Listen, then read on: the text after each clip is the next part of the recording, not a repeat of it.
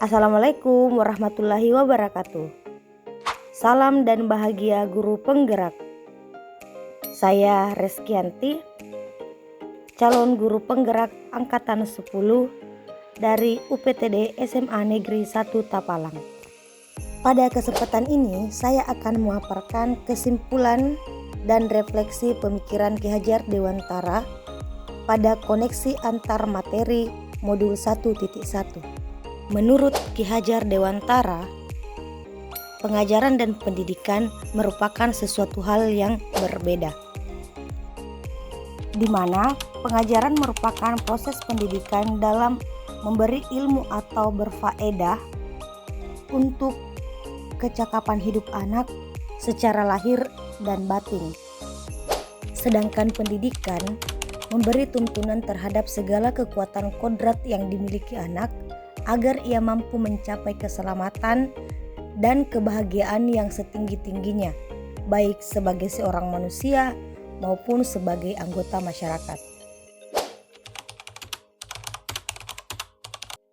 Sebelum mempelajari modul 1.1, saya beranggapan bahwa pembelajaran saya hanya sekedar transfer materi, di mana pembelajaran yang saya lakukan terkesan tidak memerdekakan murid.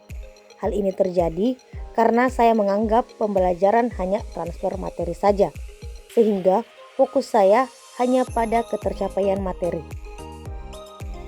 Selanjutnya, saya menganggap murid memiliki kebutuhan yang sama, sehingga pada proses pembelajaran, saya menyampaikan materi dan menganggap bahwa semua peserta didik mendapatkan materi yang sama, sehingga semuanya harus memahami dan mengerti apa yang saya sampaikan tanpa terkecuali.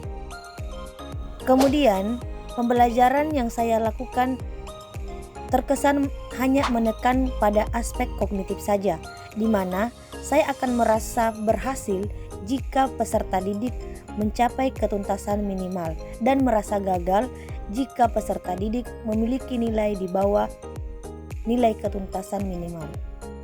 Selama proses pembelajaran, saya juga lebih mendominasi pembelajaran.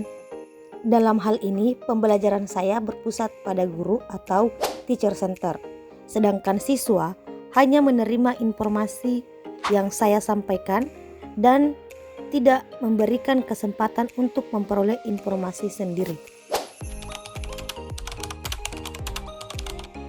Setelah mempelajari modul ini, saya menyadari bahwa ternyata apa yang saya lakukan selama ini dalam proses pembelajaran tidaklah tepat.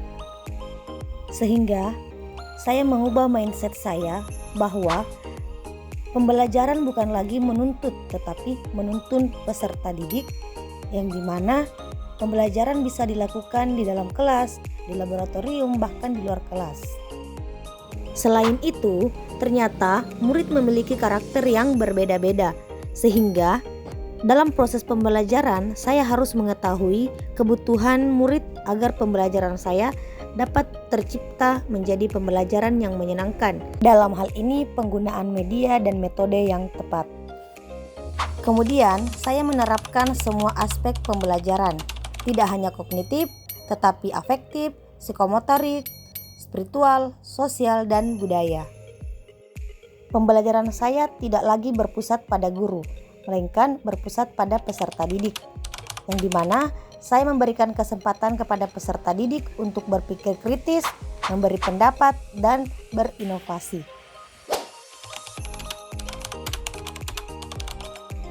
Yang dapat segera saya terapkan yaitu menerapkan merdeka belajar, pembiasaan budi pekerti baik sebelum pembelajaran maupun setelah pembelajaran, menuntun murid untuk berpikir kritis, inovatif, dan kreatif, serta melakukan pendekatan kepada siswa agar saya dapat memahami apa yang mereka butuhkan, minati, dan kendala apa saja yang dijumpai yang dapat mengganggu aktivitas belajar.